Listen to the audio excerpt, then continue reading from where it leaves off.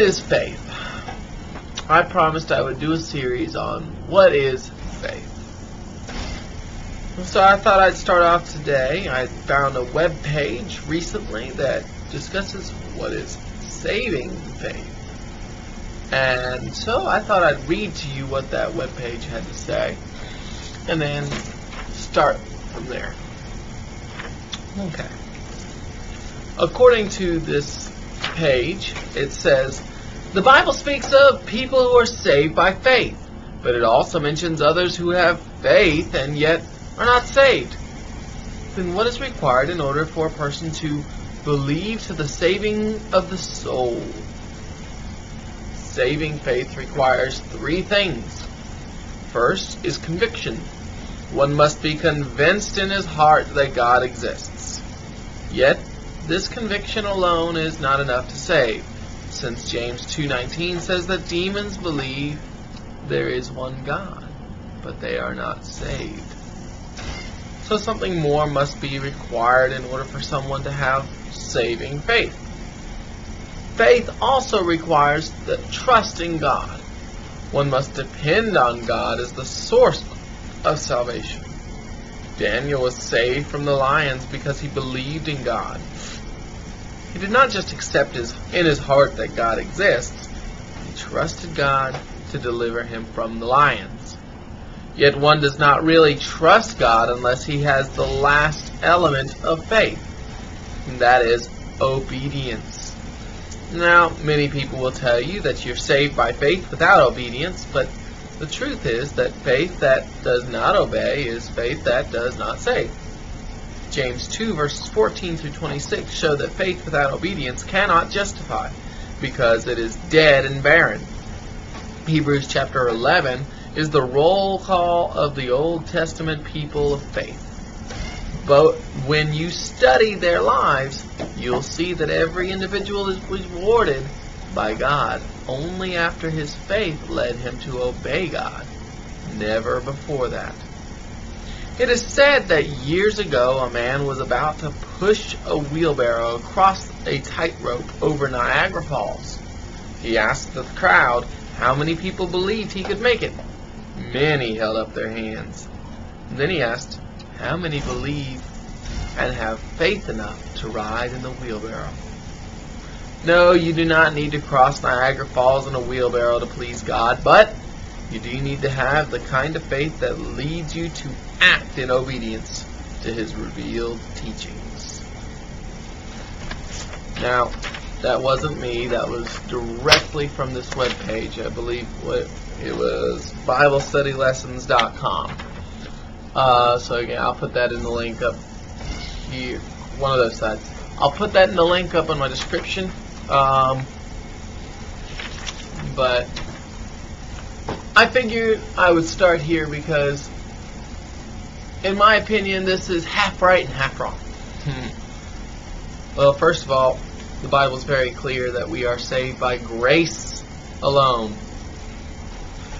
Sorry, it's not by your faith. It is by grace. It is by the grace of God.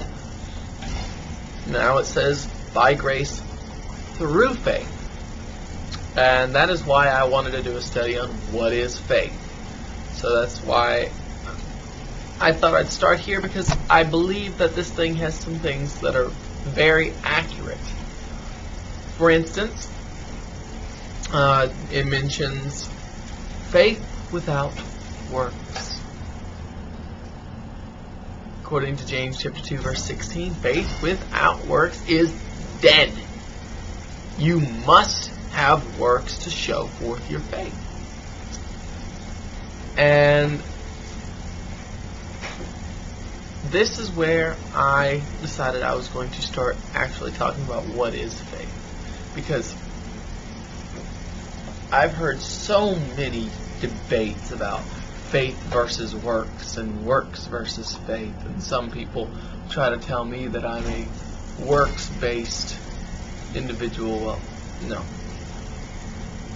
I believe in salvation by grace and grace alone.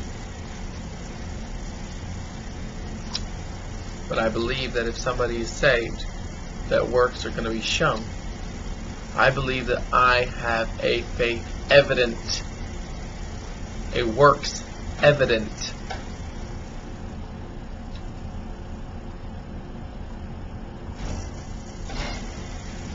God, faith, religion, however you want to put it.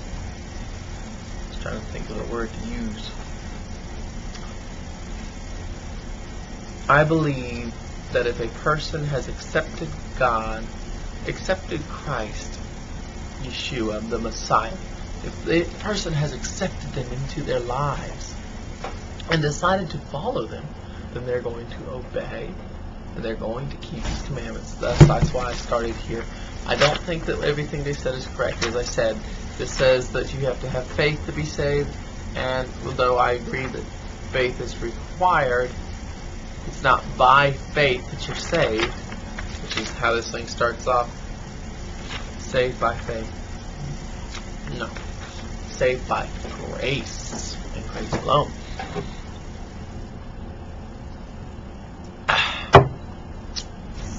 Okay.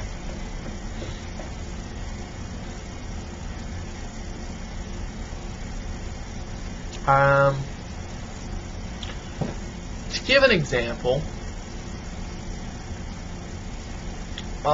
some people argue the faith versus works thing, and they use Paul's writings to tell me that it's all about the faith. It's all about the faith. Well, that's why I want to say, what is faith? And I think that faith and work, especially in the Hebraic mind, are almost equivalent. It's not faith versus works. It's faith with works. Without one, you don't have the other. And that is why I am insistent upon a faith evident. Oh, I keep saying faith evident. A work evident faith. If you do not have the works to follow through what you say you believe, if you don't have something showing the evidence that you believe what you say you do, then you do not really believe it. Think about it. If you say you believe something, then you're going to act upon it. If you believe for real that you can fly, for example, then when you start to fall off a 20-story building, you're going to try to fly. Immediately, you're going to actually attempt to fly. Why? Because you believe it. You act on it. If you really believe in the Word of God, if you really believe the Scriptures, then you're going to act on it. And this is part one of what is faith.